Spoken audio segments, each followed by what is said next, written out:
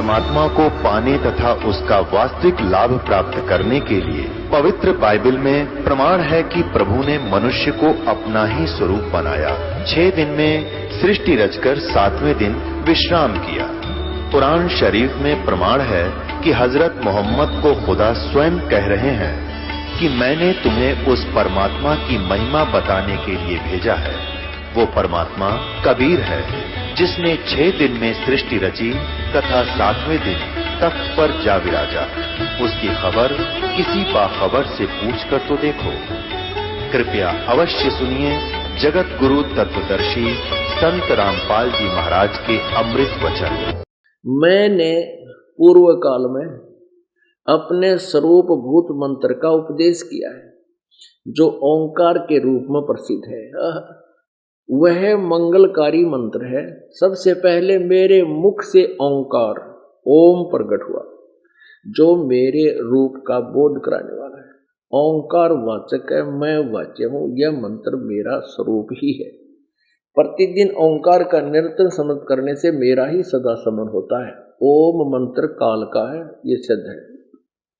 मेरे उत्तरवर्ती मुख से अकार यानी ए का और पश्चिम मुख से ऊ का, ओकार कहो चाहे ऊ कहो, दक्षिण मुख से मैं का, मकार कहो चाहे मैं कहो, पूर्ववर्ती मुख से बिंदु का, जो इसके ऊपर ना ये ए ऊ और ऊपर बिंदु का, तथा मध्यवर्ती मुख से नाद का प्राकाट्य हुआ है।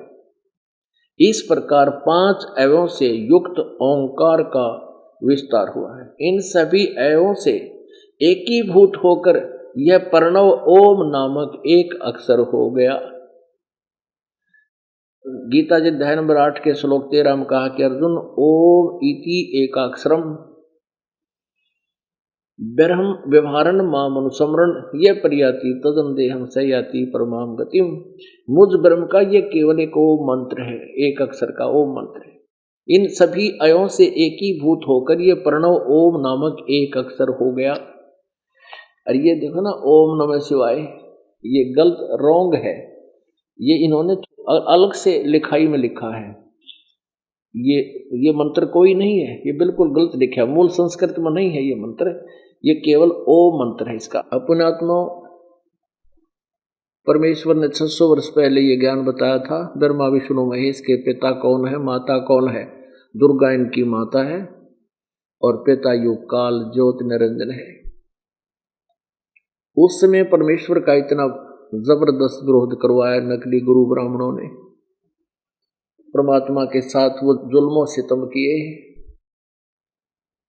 आप जी को समय समय पर बताएंगे कैसा कैसा मालिक के साथ दुर्व्यवहार हुआ, लेकिन हम उसकी संतान हैं। वो हमारे कल्याण के लिए यहाँ आकर के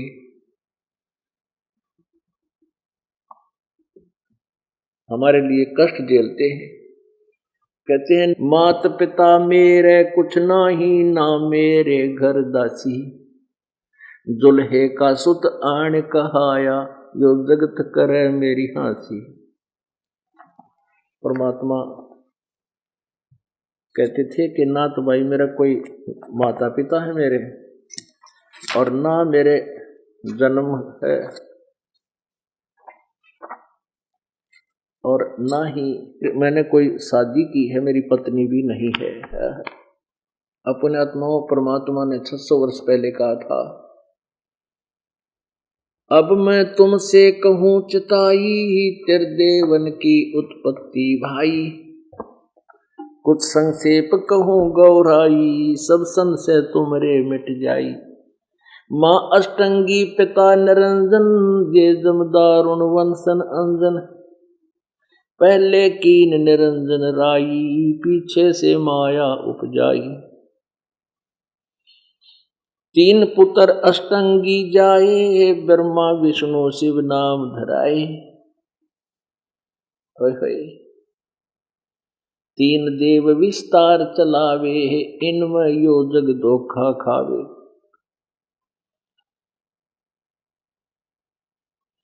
3 लोक अपने सुत दीन्या, सोन निरंजन बासालीन्या, अलख निरंजन सोन ठिकाना, ब्रह्मा विष्णु शिव भेद न जाण्या।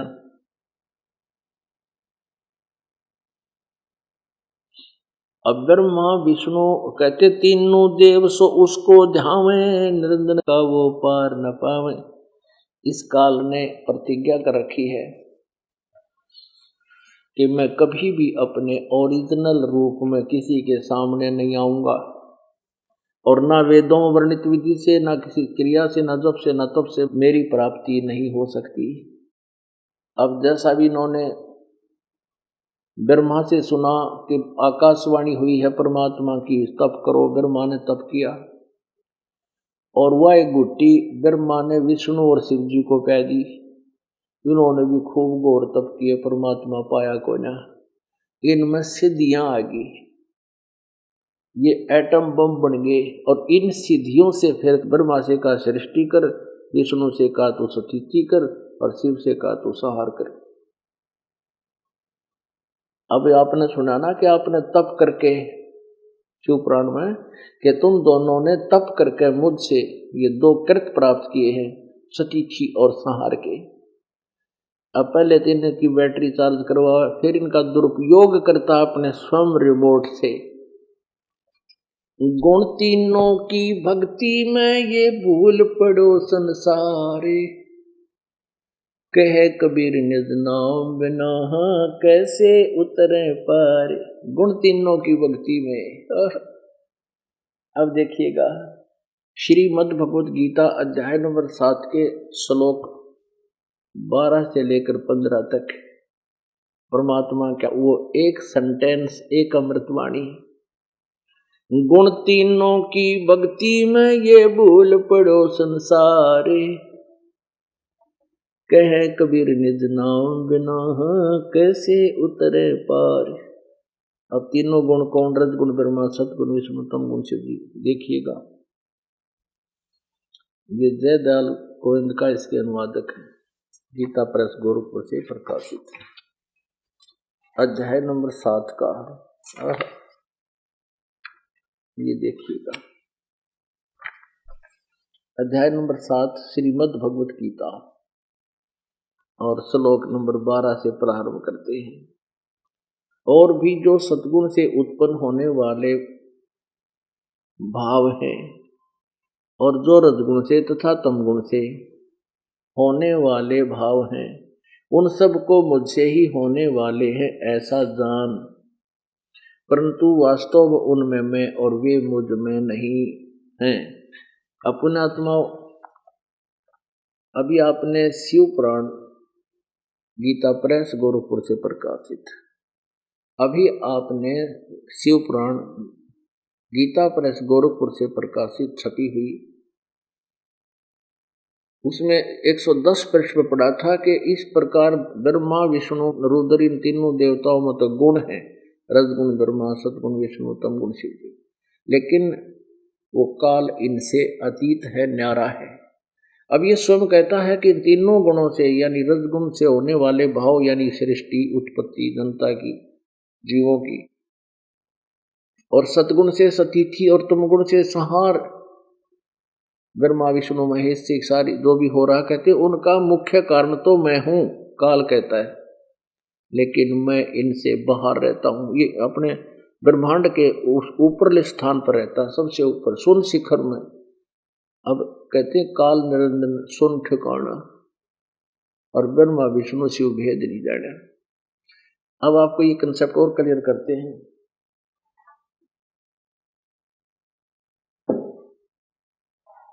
एक कंसेप्ट और क्लियर करते हैं कि रजगुण ब्रह्मा, सतगुण विष्णु, तमगुण शिव, ये कंसेप्ट क्लियर करते हैं।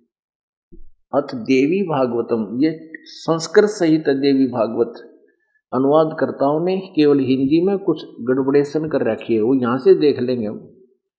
खेमरा श्री कृष्ण दास प्रकाशन बंबई, ये यहां से प्रकाशित है, और ये इसके तीसरा सेकंड पर आते हैं।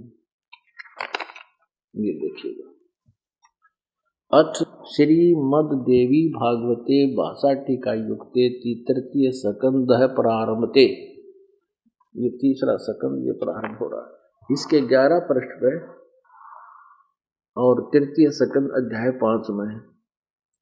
जो अध्याय 5 का और ये 8वां श्लोक हम पढ़ेंगे हिंदी में।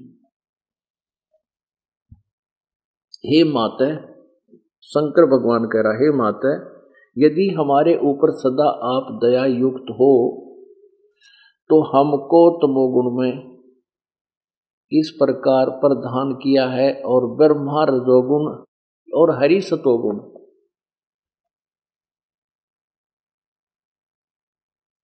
युक्त किए हैं। किस लिए किए हैं आपने हमारे को ऐसे युक्त क्यों किए हैं?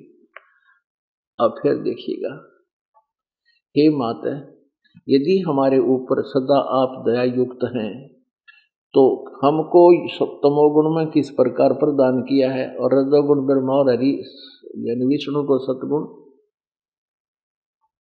युक्त किए हैं। अब यहां देखिएगा संस्कृत, फिर ये 7वां समाप्त हुआ, 8वां प्रारंभ होता है। यदि दया धर्मना न सदा अंबिके कथम अहम विहित च, भगवान शंकर कह रहा है शिव जी कि कथम माने क्यों, कैसे मैं बना दिया विहित च तमोगुण है, और कमल जय कमल से उत्पन्न होने वाले ब्रह्मा को रजोगुण संभाव, रजोगुण क्यों उत्पन्न कर दिया, सोवित क्यों सतोगुण हरि, और विष्णु भगवान को सतोगुण क्यों बना दिया। इति सिद्धम रजगुण ब्रह्मा सतगुण विष्णु और तमगुण शिव जी। अब इससे सिद्ध हो गया कि रजगुण ब्रह्मा है, सतगुण विष्णु, तमगुण शिव जी। और 7वें सकंद में देवी जब कह रही है, प्रथम सकंद में विष्णु खुद कह रहे हैं कि जो आप में ब्रह्मा में तामसी रजोगुण राजसी शक्ति का संचार हुआ है, और विष्णु कहता मुझ में सात्विक का और शंकर में तामसी का, यानी रजगुण ब्रह्मा सतगुण विष्णु तमगुण शिव जी। ये कंसेप्ट हुआ क्लियर। अब श्रीमद् भगवद गीता को अब समझेंगे। परमात्मा कहते थे, परमेश्वर ने कहा था गुण तीनों की भक्ति में ये भूल पड़ो संसारे, कह कबीर निज नाम बिना ये कैसे उतरे पार। गुण तीनों की, रजगुण ब्रह्मा सतगुण विष्णु तमगुण शिव जी की भक्ति में यू भ्रम रहो, भूल पड़ो संसार।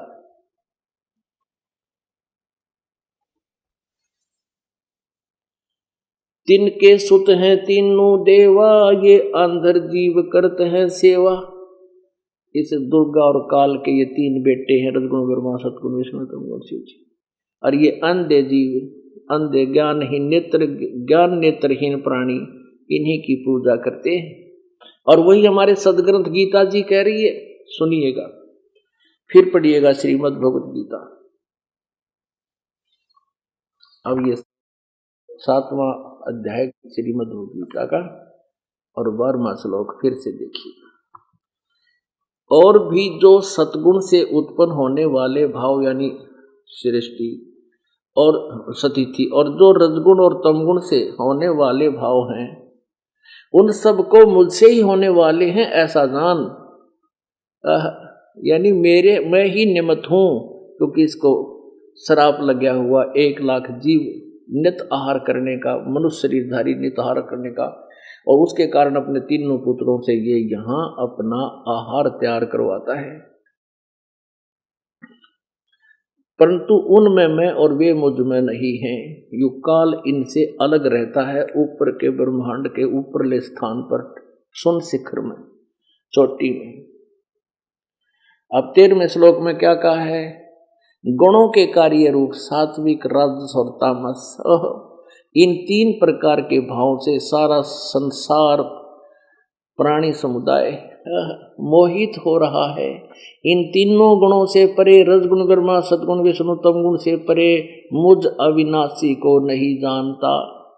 यू काल कह रहा है ब्रह्मा विष्णु महेश तक इनकी बुद्धि बंद होगी, इस तागे मुझे नहीं जानते। अब 14 और 15 में कमाल कर दिया। 7वें देगा 14वां श्लोक, क्योंकि यह अलौकिक अर्थात अति अद्भुत त्रिगुणमयी मेरी माया, रजगुण ब्रह्मा सतगुण विष्णु तमगुण शिव जी का फैलाया हुआ जाल, कहते हैं बड़ी दुस्तर है, खतरनाक है। और जो पुरुष केवल मुझको निरंतर भजते हैं, जो ब्रह्मा विष्णु महेश को छोड़कर ब्रह्म की साधना करते हैं, वो इन माया का उल्लंघन कर जाते हैं, अर्थात ब्रह्मा विष्णु महेश से अधिक लाभ प्राप्त करते हैं, ब्रह्म लोक चले जाते हैं। इसका अर्थ ये है। अब क्या बताता है काल, गीता ज्ञानदाता कह रहा है कि माया के द्वारा रजगुण ब्रह्मा, सतगुण विष्णु, तमगुण शिव जी तक ही जिनकी बुद्धि सीमित है, इन्हीं के मिलने वाले लाभ पर ये आश्रित हो चुके हैं, इनका ज्ञान हरा जा चुका है और किसी की पूजा करने को तैयार नहीं है। इस त्रिगुणमयी माया के द्वारा जिसका ज्ञान हरा जा चुका है, ब्रह्मा विष्णु महेश तक जिनकी बुद्धि सीमित है, वे असुर स्वभाव को धारण किए हुए मनुष्यों में नीचे, असुर माने राक्षस से स्वभाव के धारण किए हुए मनुष्यों में नीचे, दूषित कर्म करने वाले मूढ़ यानी मूर्ख है, दूषित कर्म बुरे कर्म करने वाले मुझको नहीं भजते। पुण्यात्माओं, अब परमात्मा ने 600 वर्ष पहले बताया था, तिनके सुत हैं तीनों देवा, आंदर जीव करत हैं सेवा। इस काल और दुर्गा के 3 पुत्र हैं, 3 पुत्र अष्टंगी जाए, ब्रह्मा विष्णु शिव नाम धराए। और तिनके सुत हैं तीनों देवा, ये अंदर जीव, अंधे जीव, ज्ञान नेत्रहीन प्राणी इन्हीं की पूजा करते हैं। गुण तीनों की भक्ति में ये भूल पड़ो संसारे, कह कबीर निज नाम बिना भाई कैसे उतरो पार। अब मालिक ने 3 गुणों की भक्ति बताई है, कदे कोई विचलित हो है, और भक्ति तो फिर देवता है तभी तो इनकी भक्ति करा करते। तीनों गुण, रजगुण ब्रह्मा, सतगुण विष्णु, तमगुण शिव जी। पुण्यात्माओं, उदाहरण देते हैं, जैसे ब्रह्मा जी की पूजा की थी हिरण्यकशिपु ने, और उससे सिद्धियां प्राप्त करके वो खुद पंसारी बन गया, राक्षस कहलाया, अपने बेटे का दुश्मन बन गया और कुत्ते वाली मौत मरा। रजगुण ब्रह्मा की साधना की थी हिरण्यकशिपु ने, राक्षस कहलाया और दुर्गति को प्राप्त हुआ। कैसा जुल्म किया, अपने पुत्र का शत्रु हो गया, उसके साथ उसको इतनी यातनाएं दी, कलेजा मुंह को आ जाए। और तमगुण शिव की पूजा की थी भस्मागिरी ने। भस्मागिरी नाम का एक साधक था, भगवान शिव को इष्ट रूप में पूजता था। 12 वर्ष तक ऊपर न पैर नीचे न सिर, सिरासन पर खड़ा हो गया। पार्वती ने प्रार्थना की, परमात्मा हे भोलेनाथ, आप तो मालिक हो, जो चाहे सो कर सकते हो, आपका पुजारी क्या मांगता है इसको दे दो। तब शिव जी ने कहा, मांग भाई भस्मागिरी, क्या मांगता है बच्चा। भस्मागिरी ने कहा कि वचनबद्ध हो जाओ। भगवान शिव ने सोचा भी के मांगेगा, एक सिद्धि मांग लेगा। कहने लगे भगवान शिव, भाई तथास्तु हो गया, मैं वचनबद्ध, बोल के मांगे। खड़ा हो गया जुब्बा छोड़ के तपस्या, और कहा कि आपके हाथ में जो ये कड़ा है, ये भस्म कड़ा दे दे। वचनबद्ध हो गया था, ले भाई देना पड़ा।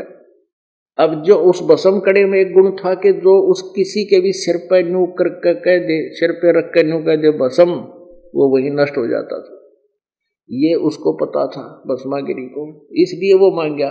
और मन में के दोष था कि शंकर ने मारूंगा, पार्वती को पत्नी बनाऊंगा। ओए होए, इस उद्देश्य से साधना कर रहा था वो। अब जो ही वो भस्म कड़ा भस्मागिरी उस राक्षस के हाथ में आ गया, तमोगुण के उपासक है, उसी समय डिक्लेयर कर दिया कि बोले शंकर होशियार, तुझे मारूंगा, पार्वती को पत्नी बनाऊंगा। हा हा हा हा। अपने आत्माओं, हम भगवान शिव जी को अविनाशी कहा करते थे। और वहां जब उसने पता लगा कि तुझे मारेगा, तो भगवान शिव जी ने डांग ठोक दी, स्पीड खींच दी और सिर पर पांव धर कर भाग लिया कि वो मारेगा तो भाई। यदि वो अविनाशी थे, भागने की क्या जरूरत थी, भागने की क्या आवश्यकता है, खड़े हो जाते, गाजा कर ले के करेगा। अब ये तो आपको पता ही है। फिर भगवान ने पार्वती रूप धारण किया कहते विष्णु ने किया, पर वैसे भी है अभी इसको ये धीरे धीरे कंसेप्ट क्लियर होगा। वो कौन थे जो तीनों लोकों में प्रवेश करके सबका धारण पोषण करते हैं? वो पूर्ण परमात्मा थे। और अंत में विष्णु रूप दिखा दिया कि विष्णु आए थे, बात रोड़ा रड़ गई। फिर परमात्मा ने पार्वती रूप धारण किया, भस्मागिरी के पास पहुंच गए, जो पीछे पीछे भागे जहां थे। गंडत नाथ नचा के उसके सिर पे हाथ जब आ लिया भस्म, कड़े वाला जब कह दिया भस्म, भस्मागिरी का नाश हुआ। उसके बाद वो भस्मासुर कहलाने लगा। भस्म असुर, भस्मासुर, असुर माने राक्षस। अब तमोगुण उपासक भस्मागिरी ने कैसा जुल्म किया? अपने भगवान की पत्नी को, माता को पत्नी बनाने के उद्देश्य से कैसे जुल्म किए? तो राक्षस कहलाया। और कैसे दूषित कर्म, मां को पत्नी बनाने की चेष्टा की। राक्षस स्वभाव को धारण किए हुए मनुष्यों में नीचे आए हैं। आम आदमी भी ना करे से जुल्म, जो इसके साधका ने ऐसा जुल्म कर दिया।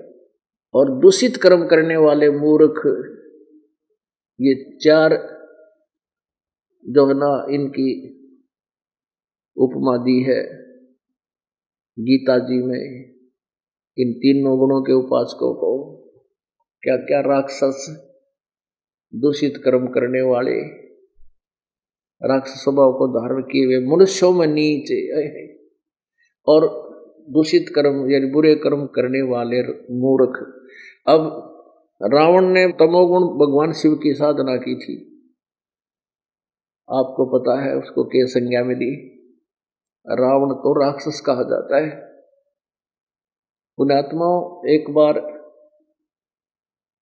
कुंभ का मेला भरा था, हरिद्वार हर की पैड़ी पर भी लगी। उसमें ये सभी गिरिपुरी, नागा, कनपाड़े और वैष्णु साधु हैं, विष्णु जी के उपासक, सतोगुण विष्णु के।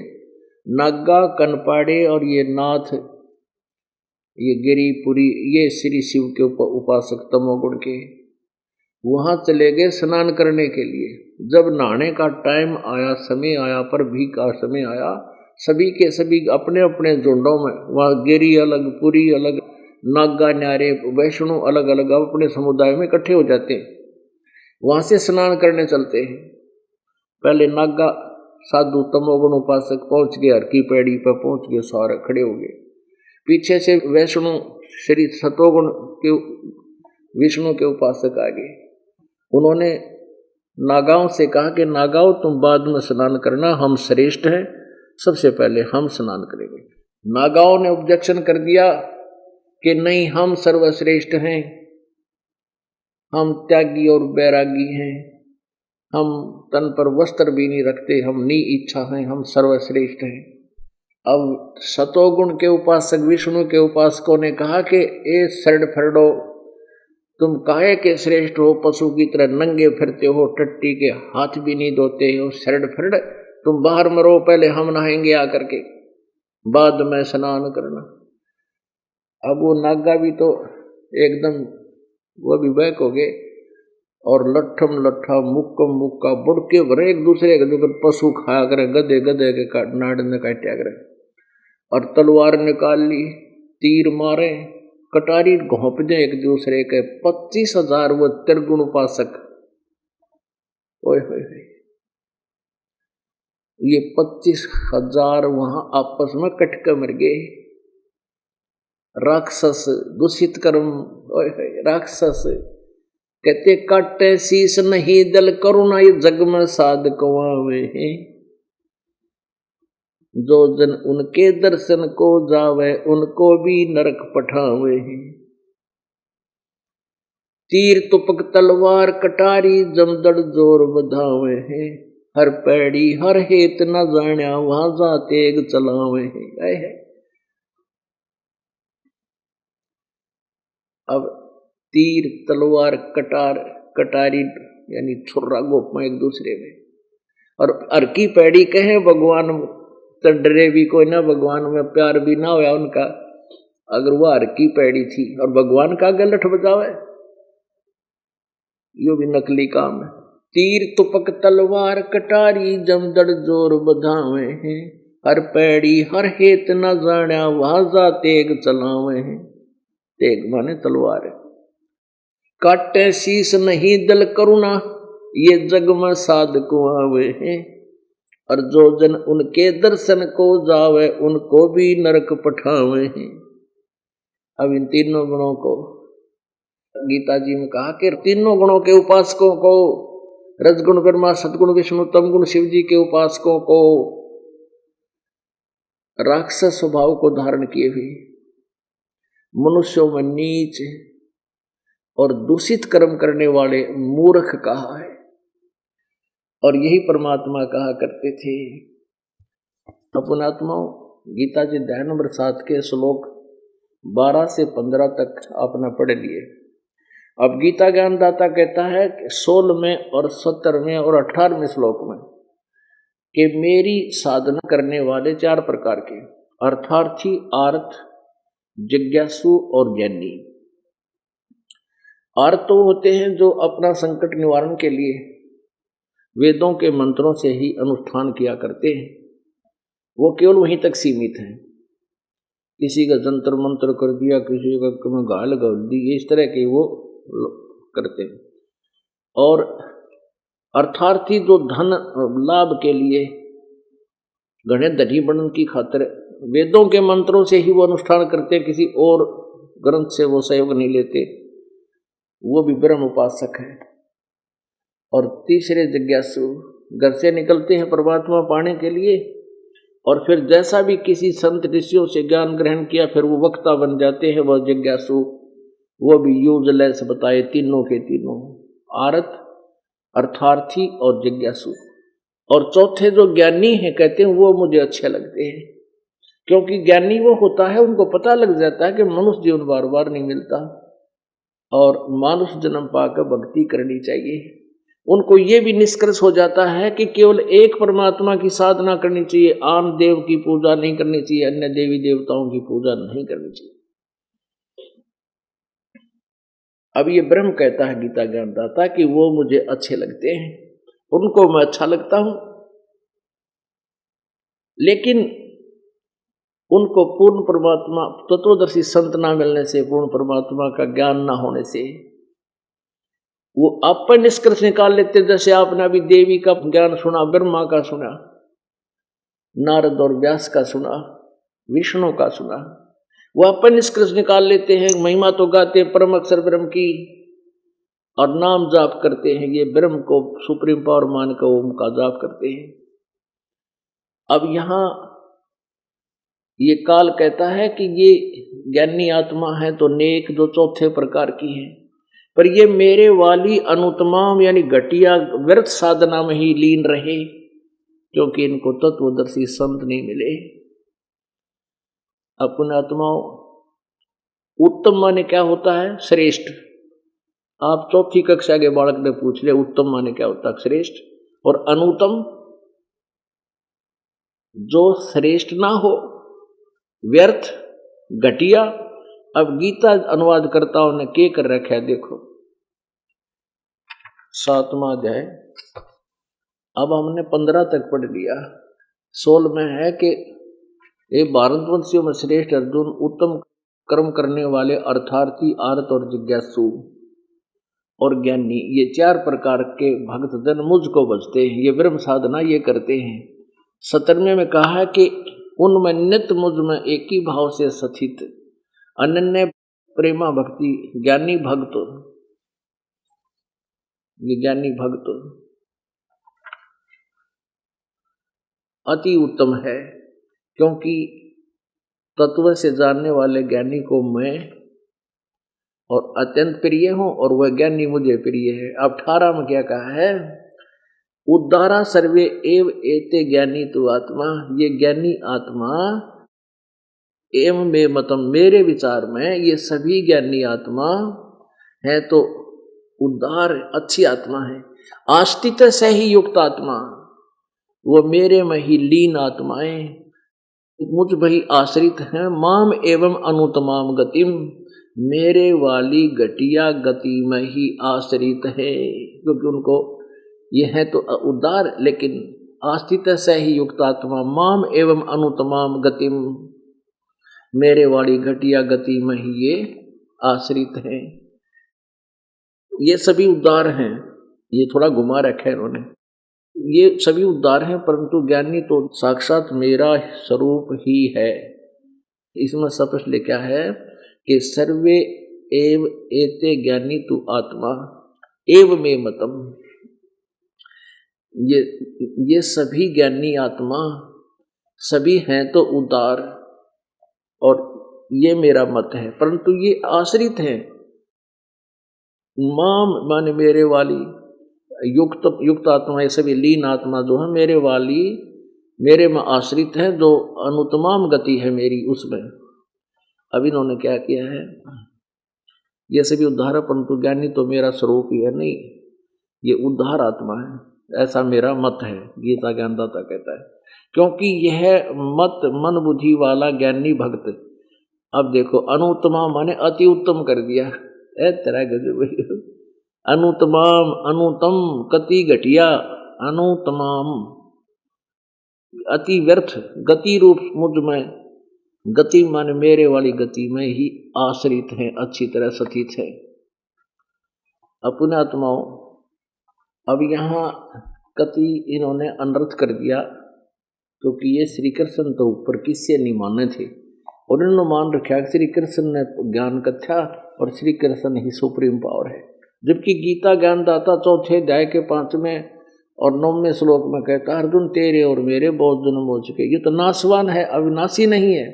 इसलिए 18वें अध्याय के 62वें श्लोक में कहा कि अर्जुन तू सर्वभाव से उस परमेश्वर की शरण में जा, उसकी कृपा से तो परम शांति और सनातन परम धाम को प्राप्त होगा।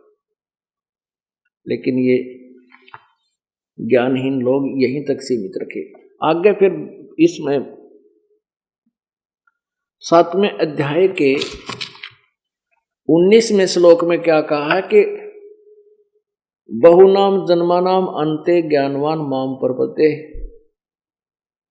अब ये गीता ज्ञानदाता कहता बहुत बहुत जन्मों के किसी अंत के जन्म में ये ज्ञानी आत्मा कोई मेरी भक्ति करता ना, तो ब्रह्मा विष्णु महेश और भैरव भूत तक सीमित रह जाते हैं।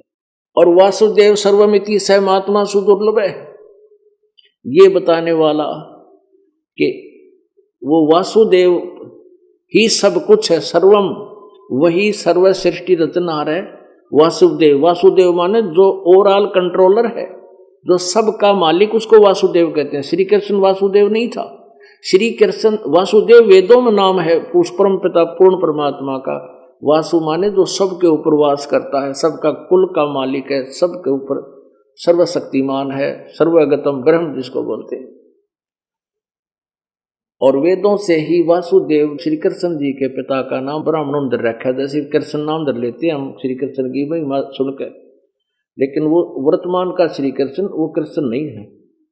तो ऐसे ही वासुदेव जो श्री कृष्ण जी के पिता थे, श्री कृष्ण वासुदेव नहीं था। श्री कृष्ण विष्णु अवतार थे। विष्णु जी केवल 3 लोक में, एक ब्रह्मांड में, पृथ्वी स्वर्ग और पाताल लोक में एक विभाग के मंत्री हैं। ये वासुदेव नहीं है, इनके ऊपर इनकी प्रभुता है। इनके पिता 21 ब्रह्मांड के मालिक हैं, ये वासुदेव नहीं है, और जिसको ब्रह्म बोलते हैं। और परब्रह्म ये 7 संग ब्रह्मांड का मालिक है, ये कुल का मालिक यानी वासुदेव नहीं है। ये परम अक्षर ब्रह्म कबीर देव जो है ओवरऑल कंट्रोलर, ये वासुदेव है। यही पूजा के योग्य है, यही पाप नाशक है, यही मोक्षदायक है, ये हमारे कर्म के रेख को चेंज कर सकता है, ये हमारी आयु बढ़ा सकता है। तो गीता ज्ञानदाता कहता है कि बहुनाम जन्मानाम अंते, 7वें अध्याय के 19वें मंत्र में, बहुनाम जन्मानाम अंते ज्ञानवान, ये ज्ञानी आत्मा माम प्रपद्यते, मेरी पूजा करते हैं। नहीं तो भैरव भूता में ब्रह्मा विष्णु महेश तक सीमित है सभी। और फिर कहते हैं वासुदेव सर्वमिति सहमात्मा सुदुर्लभ, ये बताने वाला कि नहीं, वासुदेव वो कुल मालिक, वही सब पूजा के योग्य है, वही सब कुछ है, वही इष्ट रूप में पूज्य है, वही पाप नाशक है, उसी की पूजा करनी चाहिए। ये बताने वाला संत तो बड़ी मुश्किल से मिलेगा। एक पंजाब का जिज्ञासु गरीबदास जी के पास गए थे। गरीबदास जी महाराज जो परमात्मा से परिचित, कबीर जी की महिमा से परिचित थे, उनका साक्षात्कार कर चुके थे, सचखंड देख चुके थे। तो उसका नाम था झुमकरा राम राय, उर्फ नाम झुमकरा था। वैसे राम राय थे, पंजाब के सरदार थे, लुधियाना के पास एक वासियर गांव है, वहां के रहने वाले थे। उनको पता चला कि एक संत है, उसकी बहुत अच्छी अमृतवाणी उन्होंने लिखी है, वहां आ गए। तब गरीबदास साहब ने उनको ज्ञान सुनाया। तब उस राम राय झुमकरा ने कहा था, प्रभु ऐसा ज्ञान आज तक हमने कहीं नहीं सुना, और ये ज्ञान किसी ने नहीं बताया। तब उस गरीबदास साहब ने कहा था उसको, तत्व भेद कोई ना कह रे झुमकरा, ये पैसे ऊपर नाच सुनो रे झुमकरा, कोटों मध्य कोई नहीं रे झुमकरा, अरबों में कोई गर्क सुनो रे झुमकरा। गरीबदास जी ने कहा था कि करोड़ संतों में तुझे इस ज्ञान का बताने वाला नहीं मिलेगा, करोड़ संतों में, मार्गदर्शकों में, अरबों में कोई गर्क, अरबों में, यानी गर्क mean complete in all respect, यानी उसका ज्ञान भी पूरा हो, उसको आदेश हो नाम देने का, उसके पास वो पूरी भक्ति विधि हो, ऐसा तो कहा। अरबों में कोई मिलेगा गर्क संत परमात्मा के से परिचित। और वही बात गीता अध्याय नंबर 7 मंत्र श्लोक 19 में कहा है कि वासुदेव सर्वमिति सैमात्मा सु दुर्लभ है। अपनात्मा 20, 21, 22, 23 में फिर इन तीनों गुणों देवताओं ब्रह्मा विष्णु महेश की पूजा को क्लियर किया है कि ये नहीं करनी चाहिए। देखिएगा अध्याय नंबर 7 का फिर 20, 21, 22, 23, 20 में कहा है, उन भोगों की कामना द्वारा जिनका ज्ञान हरा जा चुका है। ये 15 से फिर शुरू हो जाता है। ये देखिए, ये 15वें श्लोक से फिर प्रारंभ हो जाता है। माया के द्वारा जिनका ज्ञान हरा जा चुका है, ब्रह्मा विष्णु महेश तक जिनकी बुद्धि सीमित है, इससे आगे नहीं चलते, राक्षस स्वभाव को धारण किए हुए मनुष्यों में नीच दूषित कर्म करने वाले मूर्ख मुझको नहीं बचते। अब इसी से लिंक है आगे 7वें अध्याय का, ये 20वां श्लोक है। उन भोगों की कामना द्वारा जिनका ज्ञान हरा जा चुका है, वे अपने स्वभाव से प्रेरित होकर उस नियम को धारण करके अन्य देवताओं ब्रह्मा विष्णु महेश को भजते हैं, अर्थात पूजते हैं। 21 में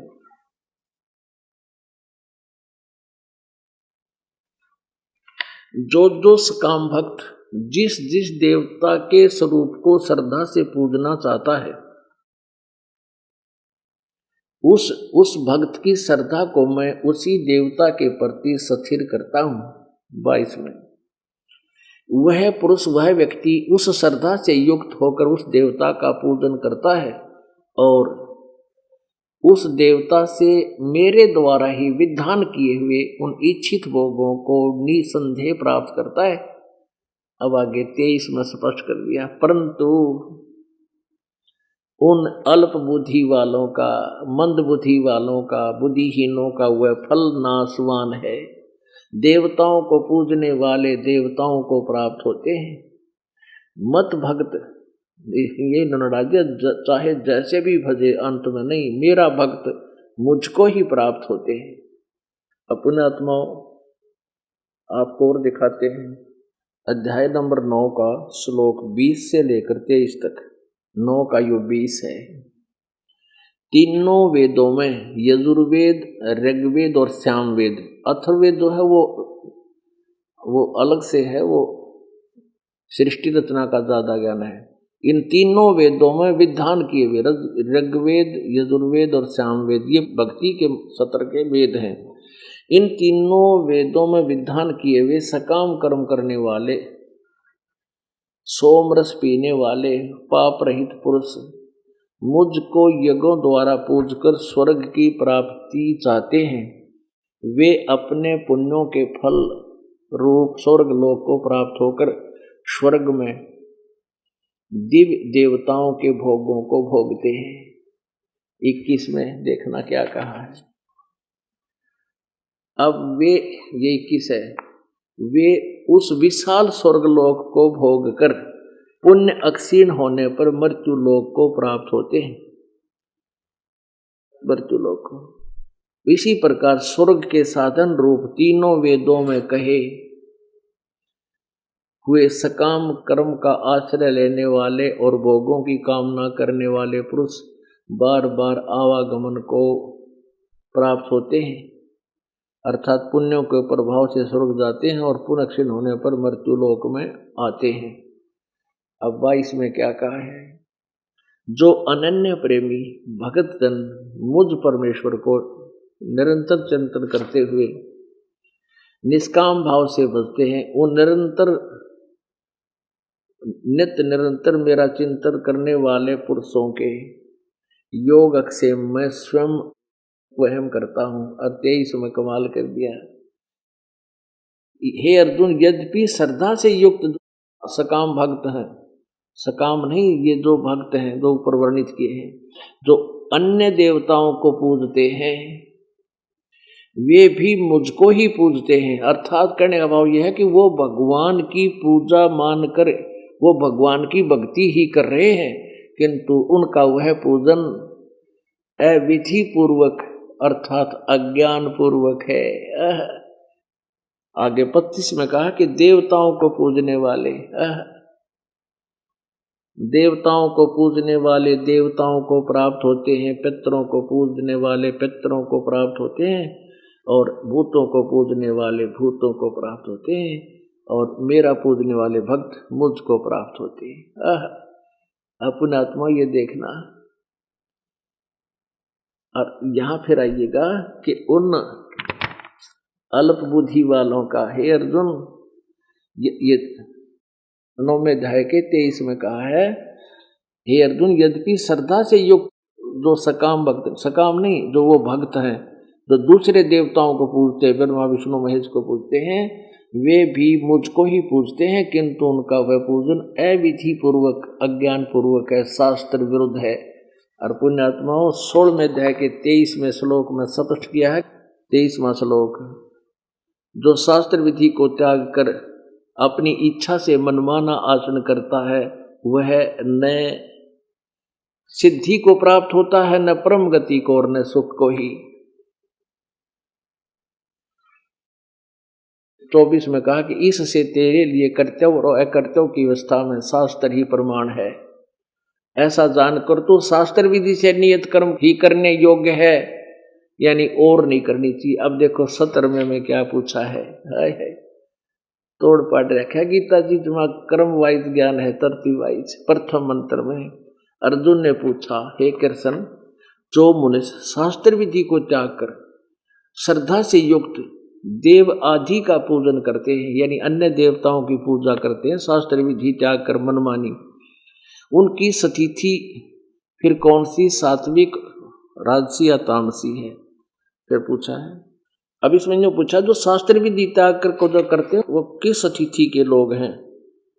अब देखो इस 17वें अध्याय के 5वें श्लोक में कहा है, वे जो मनुष्य शास्त्र विधि से रहित केवल मन कल्पित घोर तप को तपते हैं, मनमानी जो साधना करते हैं, दंभ और अहंकार से युक्त, कामना, आसक्ति और बल के अभिमान से युक्त हैं। वो किसे बताए हैं?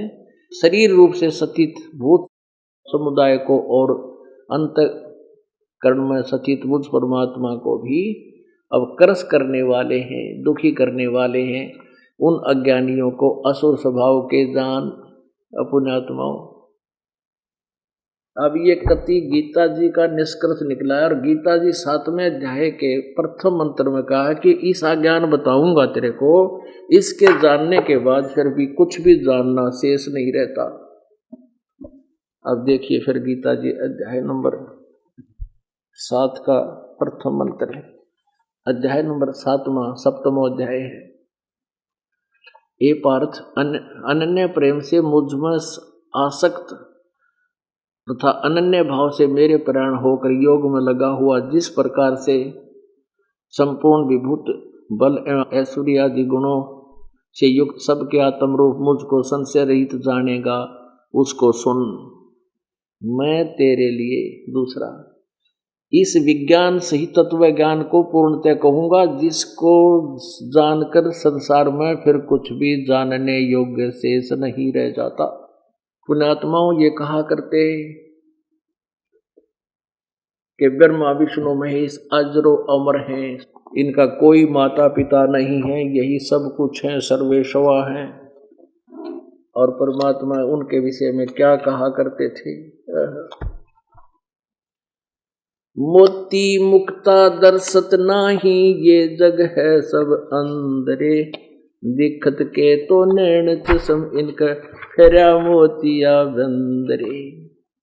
अब परमात्मा कहा करते ये तुमने विद्वान दिखाई दे, ये गच्छामी गच्छामी करके मूर्ख बना रहे तुमने, ये संस्कृत के ज्ञाता, इन कह का भी ना बेरा इस वेदों के और गीता के बारे में। इनका तो अज्ञान रूपी मोतिया बंद है। इन ऋषि महर्षियों के आपने पूरा इतिहास देख लिया। आज सतयुग के ब्राह्मणों के वेद के विद्वान थे और दुर्गा की पूजा करें, आलिया ओडिन की विदुता का। और भगवान कहा करते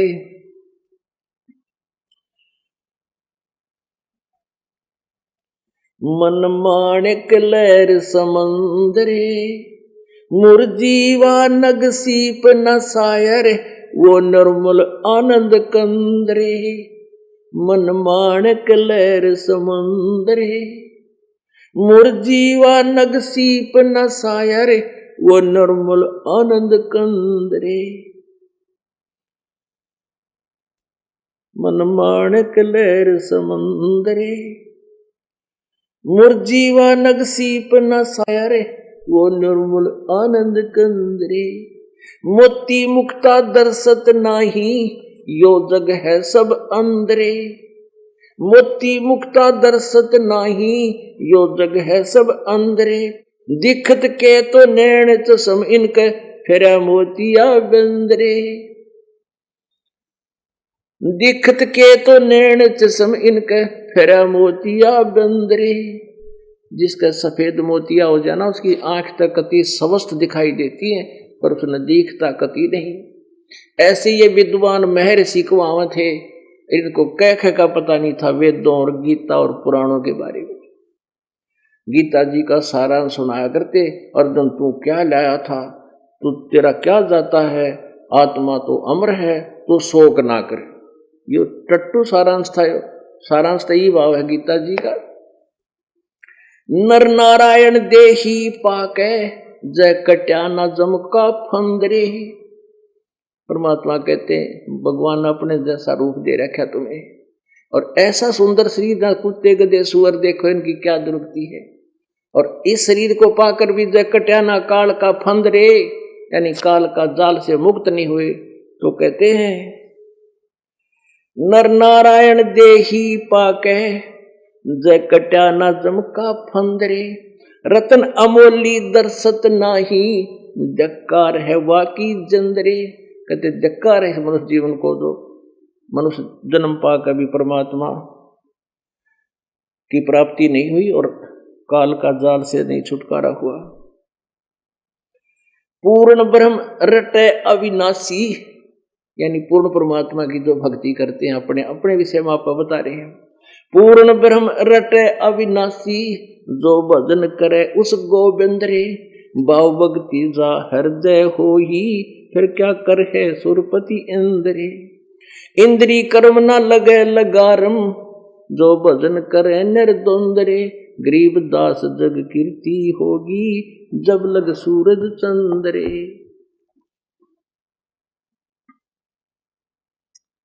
पुण्यात्माओं, सौभाग्य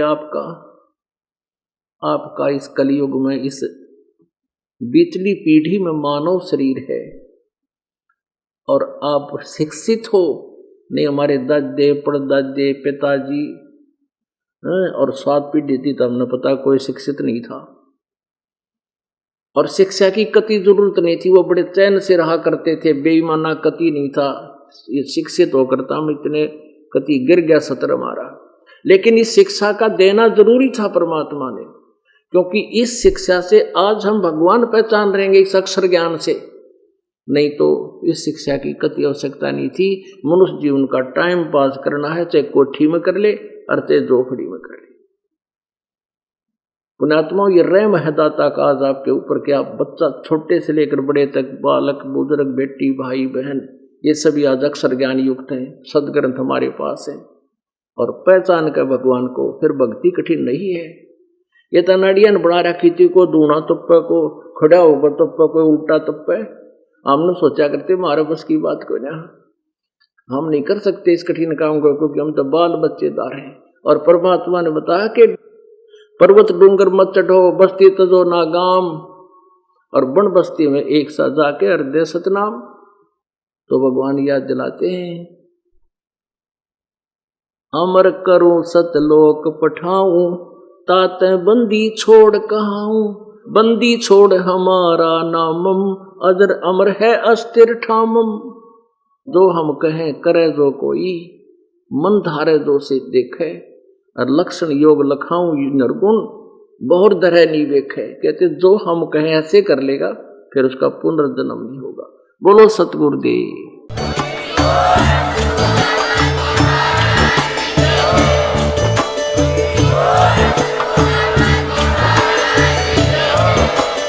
आप सुन रहे थे जगत गुरु तत्वदर्शी संत रामपाल जी महाराज जी के मंगल प्रवचन। अधिक जानकारी के लिए विजिट कीजिए हमारी वेबसाइट www.jagatgururampalji.org। संत रामपाल जी महाराज जी के शुभ आशीर्वाद से पूरे विश्व भर में 500 से भी ज्यादा नाम दीक्षा केंद्र हैं, जिन पर संत रामपाल जी महाराज जी द्वारा ऑनलाइन निशुल्क नाम दीक्षा दी जा रही है। अपने नजदीकी नाम दीक्षा केंद्र का पता करने के लिए संपर्क करें 8222880541।